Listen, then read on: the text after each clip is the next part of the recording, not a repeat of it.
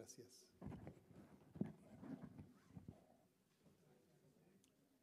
Buenos días a todos. Déjame antes que haga un error, mover esto de aquí de mis pies.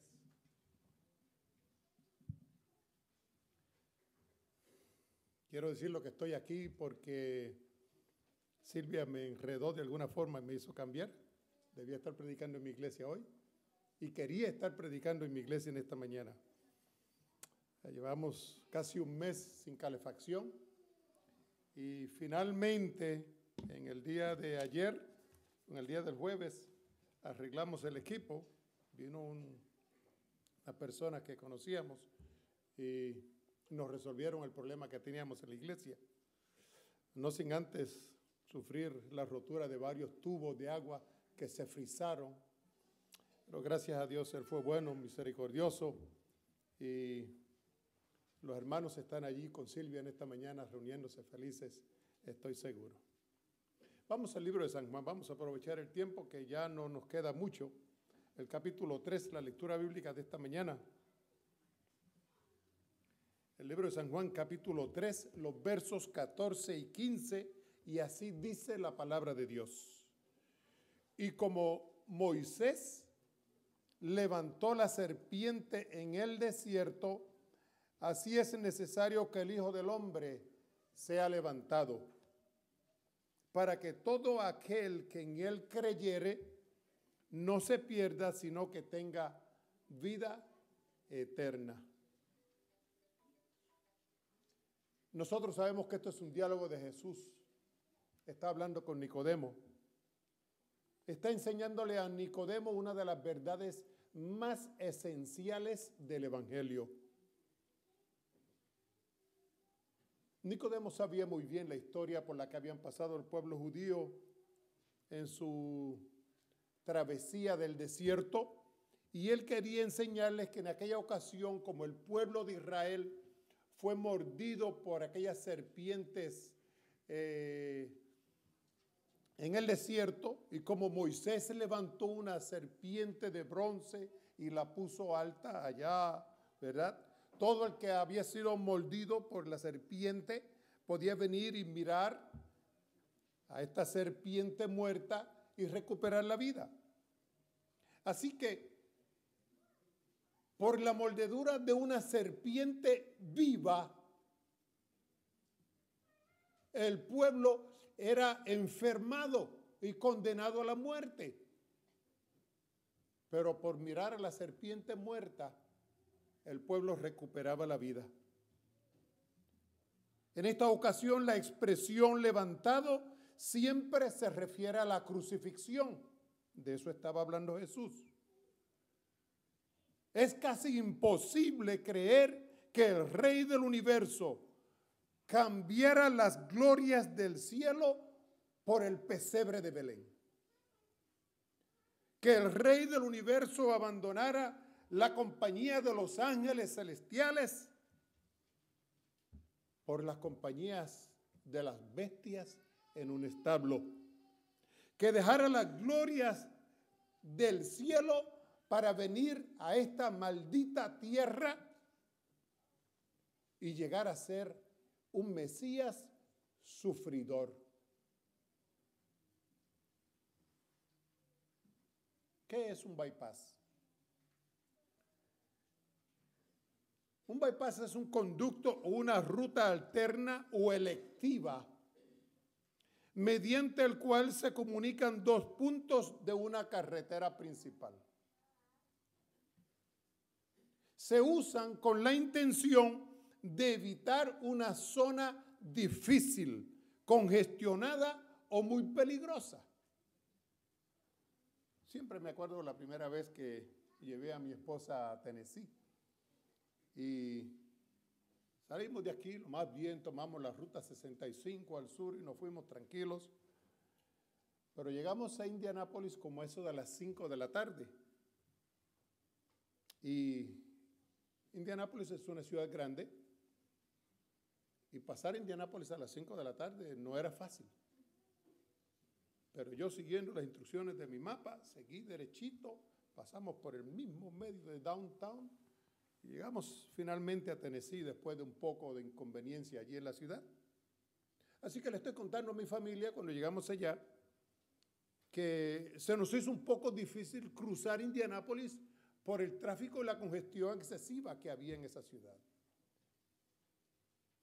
Y me dice el cuñado, ¿y no tomaste el bypass? Y le digo, ¿qué bypass? Pues el bypass que hay que tomar para no pasar por la ciudad. Oh, ahora entiendo.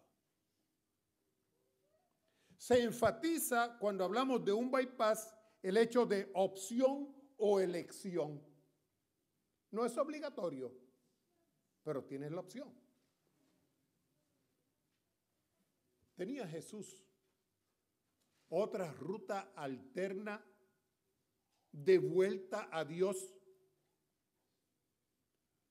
¿O era el Calvario la única ruta que Jesús tenía que tomar para retornar a su trono?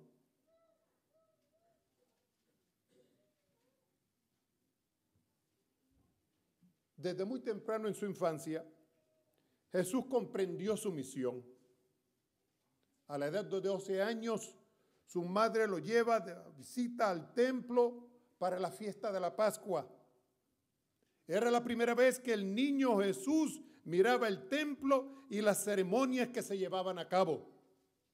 Veía a los sacerdotes vestidos de trajes muy elaborados, observaba el ritual del santuario, contemplaba al sacerdote allí sacrificando la víctima sangrante sobre el altar de sacrificios. Allí en compañía de todos los adoradores, dice la Escritura, que se inclina a orar mientras la nube de incienso se elevaba al cielo. Todo esto le parecía un misterio.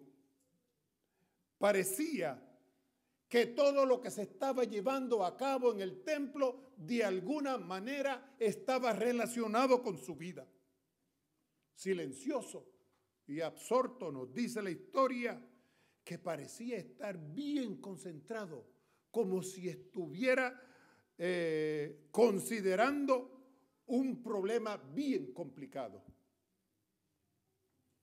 El misterio de su misión a esta tierra se le estaba siendo revelado a él como hombre por primera vez. Estaba en este momento siendo enseñado por el Padre y pronto comenzó a compartir lo que había aprendido.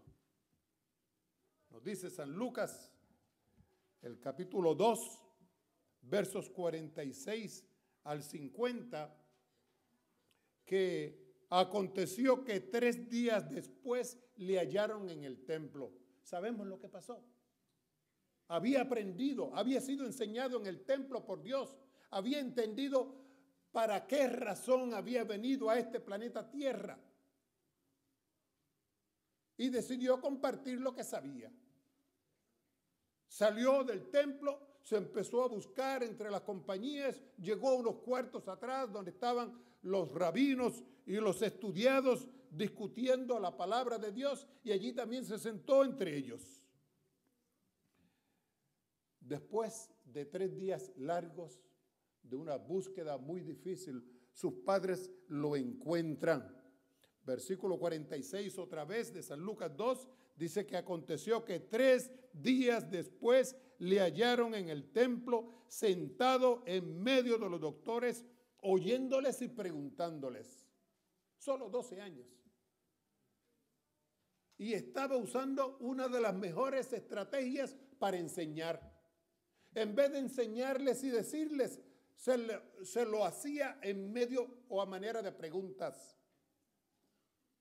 Y los hacía pensar, y los hacía recapacitar, y los hacía ver la palabra de Dios desde otro ángulo diferente.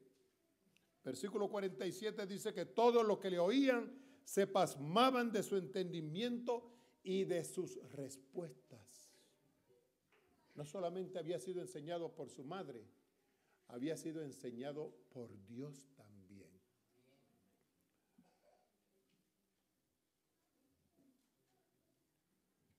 Cuando lo vieron, versículo 48, se maravillaron. Bueno, sus padres que lo andaban buscando. Y le dijo a su madre: hijo, ¿por qué no has hecho así? He aquí tu padre y yo te hemos buscado con dolor. Entonces él les dice: ¿qué hay? ¿Por qué me buscáis? ¿No sabéis que en los negocios de mi padre me conviene estar? Mas ellos no entendieron las palabras que les habló. Versículo 51. Y descendió con ellos y vino a Nazaret y estaba sujeto a ellos. Y su madre guardaba todas estas cosas en su corazón. No las entendió. María no entendió. A mí me parece que el que no entendió fue José. Yo creo que María sí las entendió. Y no solamente las entendió, las guardaba en su corazón. Parecía que la pobrecita no tenía con quién compartir y desahogar su alma. De todas maneras, la Escritura dice que no las entendió. ¿Qué sería lo que no entendió María, pero que las seguía guardando en su corazón? En el mismo capítulo 2 de San Lucas, el verso 35 relata un detalle más. Estaba allí María presentando el niño en el templo cuando pasó Simón. Y Simón tomó al niño en alto, lo elevó ante el Señor, hizo una oración y dijo estas palabras. Verso 35, y una espada traspasará tu alma de ti misma para que seas manifiestos los pensamientos de muchos corazones. Una espada te traspasará tu alma. ¿Cuándo les pasó una espada el alma de María? Cuando vio a su hijo, ¿dónde? Colgado en la cruz del Calvario. Recordaba María muy claramente las palabras de Simón en el templo, pero la tradición judía les enseñaba que el Mesías se sentaría en el trono de David y reinaría glorioso para siempre. Así que la enseñanza de la tradición versus lo que la Biblia estaba diciendo hacía la interpretación del evento un poco difícil. San Mateo 16, 21, vuelvo un poquito más. Desde aquel tiempo comenzó Jesús a declarar a sus discípulos que convenía ir a Jerusalén, que debía padecer mucho de los ancianos, de los príncipes, de los sacerdotes, de los escribas, ser muerto y resucitar al tercer día. La idea de que Jesús debía sufrir, que su vida en este planeta corta y rápida iba a ser bien sufriente, estaba presente. Solamente después lo habló con Nicodemo la primera vez, los versículos que hablamos arriba. El Hijo del Hombre debe ser, ¿qué cosa? Levantado. Como Moisés levantó la serpiente, el Hijo del Hombre también tiene que ser levantado, ¿dónde? En la cruz del Calvario. ¿De qué estaba hablando? Si no era de la cruz. Y ahora comienza a hablarle a sus discípulos, y ustedes saben la escena. Pedro se encargó de expresar el sentir de los demás. Y llamó a Jesús aparte y le quiso dar un consejo. ¿Y qué le dijo? Nunca tal acontezca. Nunca tal acontezca. Jesús le dijo, apártate de mí, Satanás, porque ¿qué cosa? Tú no conoces las cosas de los hombres, de Dios, sino las cosas de los hombres. Desde el momento del ministerio público, cuando le compartió a Nicodemo esta verdad, nunca más la habló de este misterio hasta este momento con los discípulos, ya casi al final de su ministerio. Los 3 años y medio pasaron sin hablar prácticamente nada de este detalle, pero al final de su ministerio comenzó a enseñarlo. ¿Crees que fue fácil para Jesús dejar las glorias celestiales y venir a ser un Mesías sufridor? Vayamos al libro de San Juan, capítulo 12. Si ustedes me ven que no estoy abriendo la Biblia, es que la tengo anotada ya. Pero si tienen la Biblia a la mano, acompáñenme. San Juan, capítulo 12, vamos a comenzar en el versículo 20. Y habían ciertos griegos de los que habían subido a adorar a la fiesta. Estos, pues, se llegaron a Felipe, que era de Betsaida, de Galilea, y le rogaron diciendo: Señor, queremos ver a Jesús. Vino Felipe, lo dijo Andrés entonces, y Felipe le dijeron a Jesús. Entonces Jesús le respondió diciendo: la hora viene en que el Hijo del Hombre ha de ser glorificado. El hecho de que estos griegos vinieran a adorar y no a participar de la Pascua, dice el verso que vinieron a adorar nada más, sugiere que no eran convertidos todavía del todo. Acuérdate, esta ocasión que estamos aquí es el martes antes de la crucifixión de Jesús. Estamos en la última semana, cuando estos griegos llegan a Jesús. Indudablemente, la visita de estos griegos le sugirió a Jesús el resultado de su muerte. ¿Cuál sería el resultado de su muerte?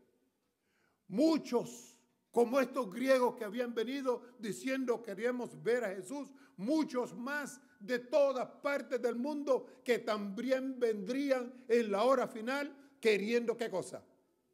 Queriendo ver a Jesús. Versículo 24.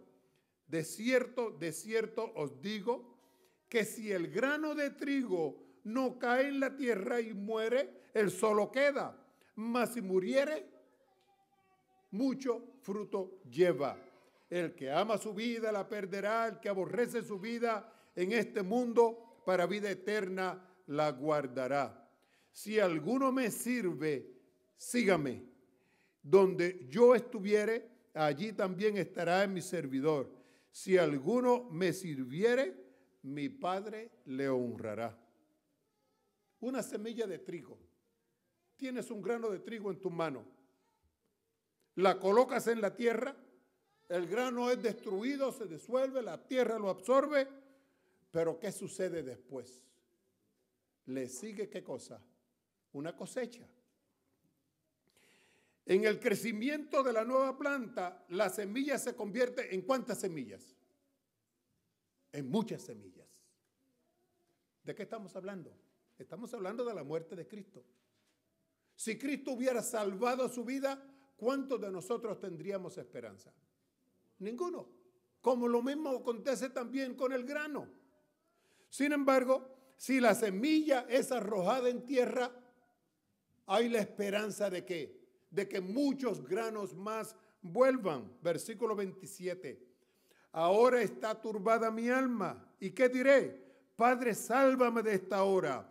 Mas por esto he venido en esta hora. Dos cosas bien importantes. Primero, puede ser que tú le tengas miedo a la muerte, pero no al sufrimiento. O puede ser que le tengas miedo al sufrimiento, pero no a la muerte. Satanás sabía esto bien. Se había preparado por más de 4,000 años. Había perfeccionado sus técnicas de cómo hacer que el hombre, por miedo a la muerte, fuera presa del miedo para siempre. Y hermano, yo quiero decirte, tú lo sabes también, que han habido cuantos malos matones, hombres terribles de crímenes, que cuando se han visto frente a la muerte, ¿cómo la han enfrentado? Temblando, con miedo. Recuerda, faltan solo 4 días. Satanás estuvo insistentemente haciendo que Jesús rehusara el camino al Calvario. Cuando se le presentó allá en el desierto de la tentación, ¿qué le dijo? Todo esto te daré si postrado me adorar. ¿Qué le está diciendo? No tienes que ser un Mesías sufridor. No tienes que caminar por el camino al Calvario. Puedes tomar otra ruta. si tan solamente te postras ante mí y me adoras un segundito nada más, ni mucho tiempo? Te aseguro que más nunca te voy a perseguir ni te voy a hacer sufrir otra vez. Evita el sufrimiento.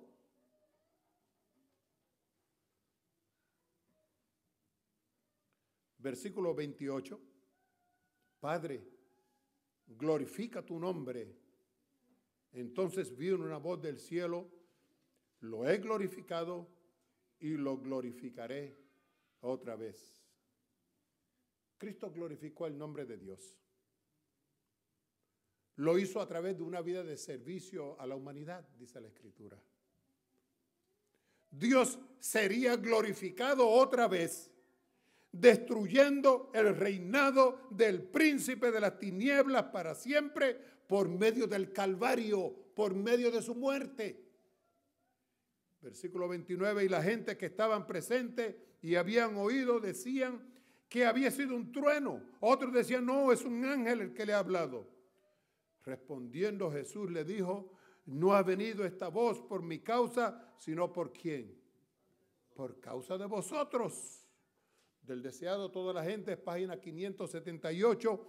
Al oírse la voz, una luz brotó de la nube y rodeó a Jesús, como si los brazos del poder infinito se cerniesen alrededor de él como una muralla de fuego. La gente contempló esta escena con terror y asombro. Versículo 31. Ahora es el juicio de este mundo. Ahora el príncipe de este mundo será echado fuera. ¿A dónde se le dio a Satanás el golpe final? En la cruz del Calvario. Por eso dijo Jesús, ahora es el juicio de este mundo. Ahora se va a probar de una y por todas de que Satanás es un homicida, que su odio le va a llevar a realmente quitarle la vida a Jesús. Y cuando tuvo la oportunidad, ¿qué hizo? Hizo exactamente eso. Versículo 33, versículo 32. Y yo, si fuere levantado de la tierra, a todos atraeré a mí mismo.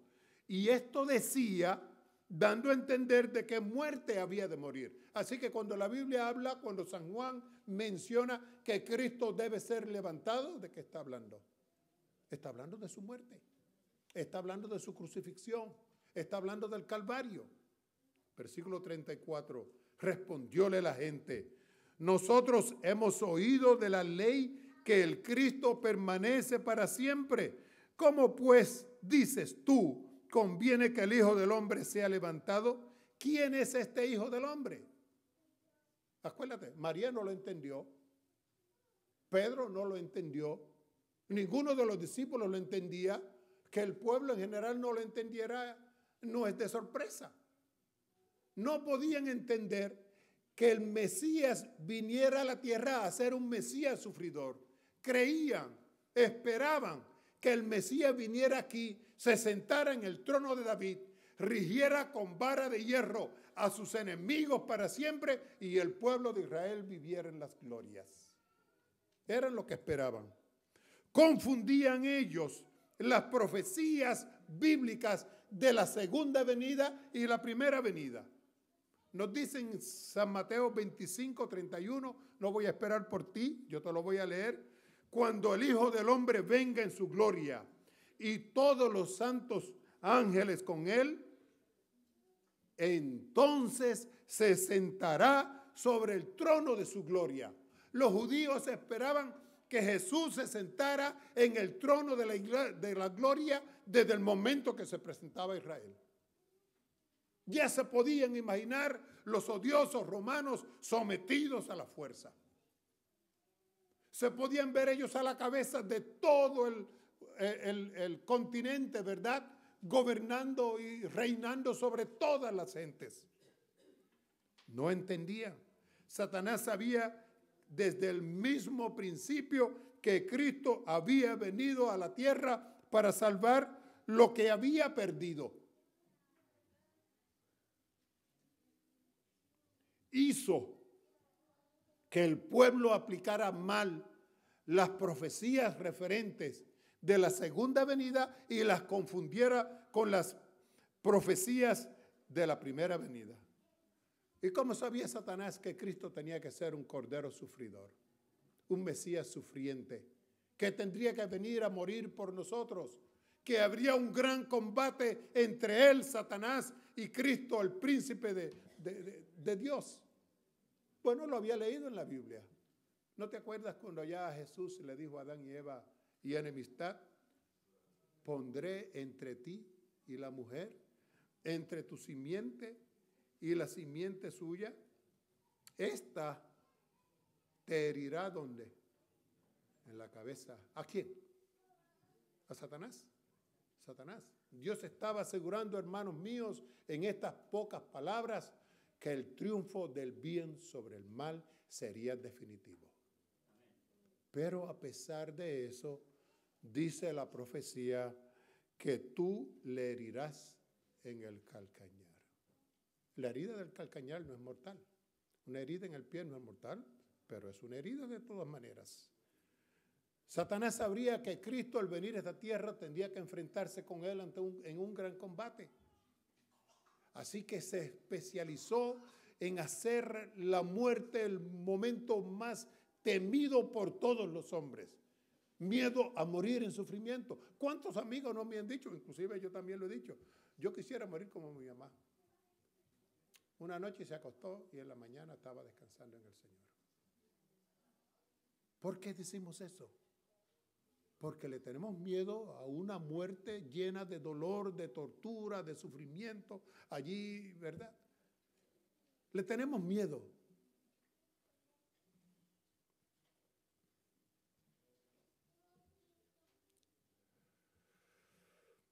Deseado toda la gente, página 94. Satanás esperaba que bajo el imperio de la desesperación y el hambre, Cristo perdiera la fe en Dios. Fue llevado Cristo al desierto. Y dice las Escrituras que allí estuvo ayunando. ¿Que ayunó por cuántos días? Por 40 días. Y al final del ayuno, ¿cómo estaba?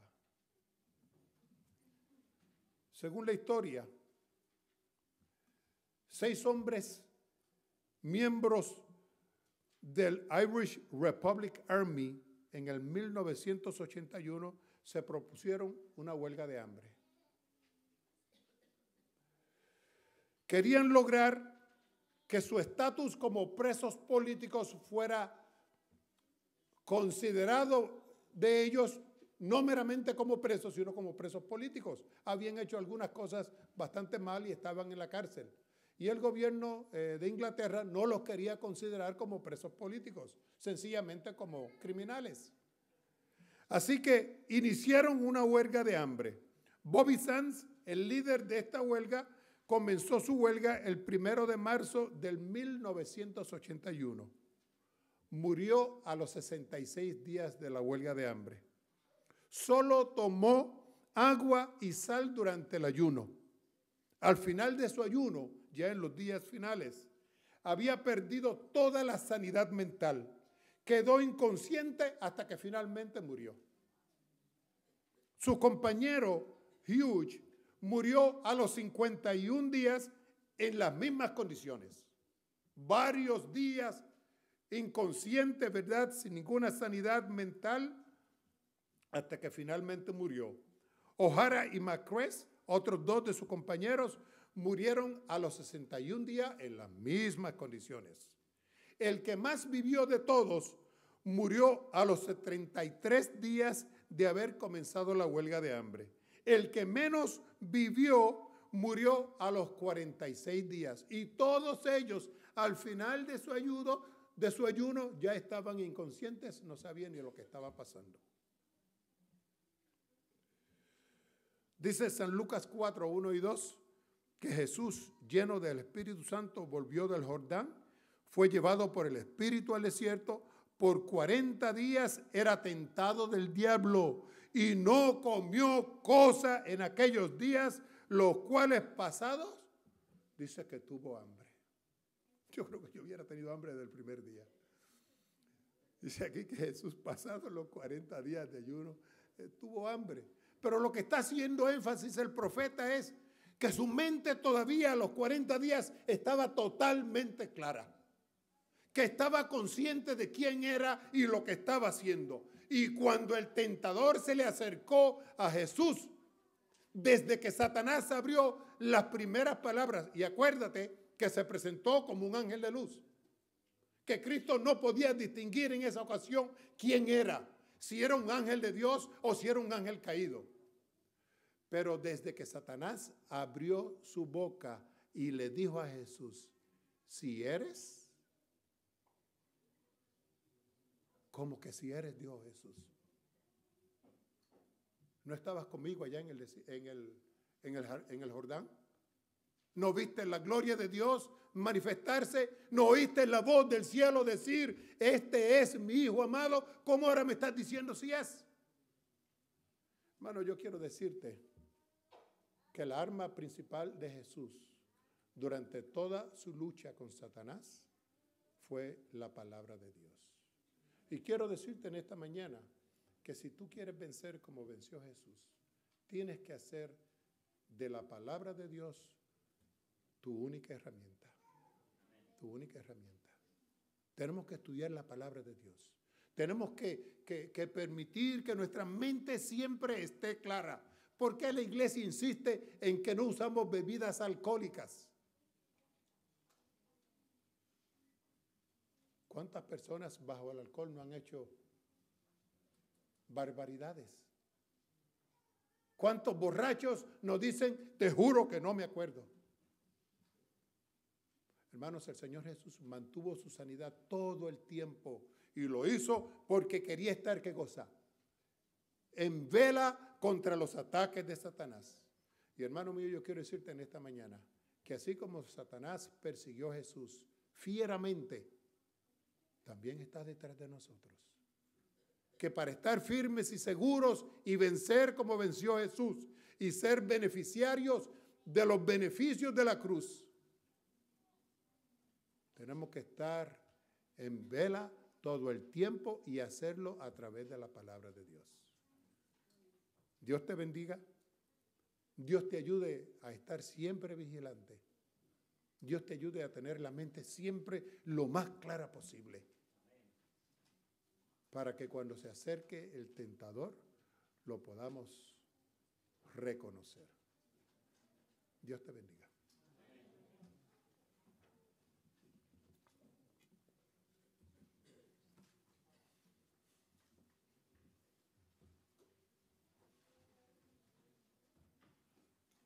Qué buen mensaje.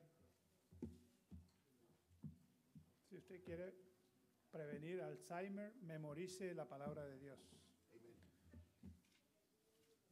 Vamos a cantar, hermanos. Vamos a cantar el himno que ahorita van a poner en la pantalla. Necesito memorizar la Biblia. Pero no el ignario. Ok, ¿cuál es el número? 293. Gracias. 293.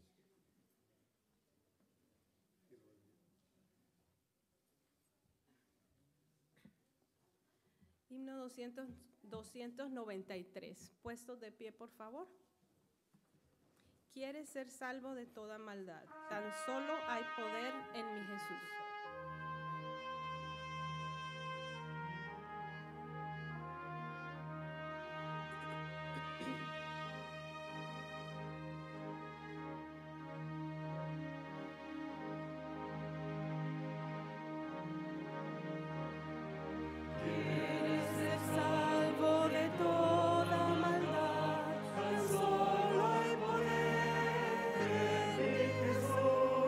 Quieres vivir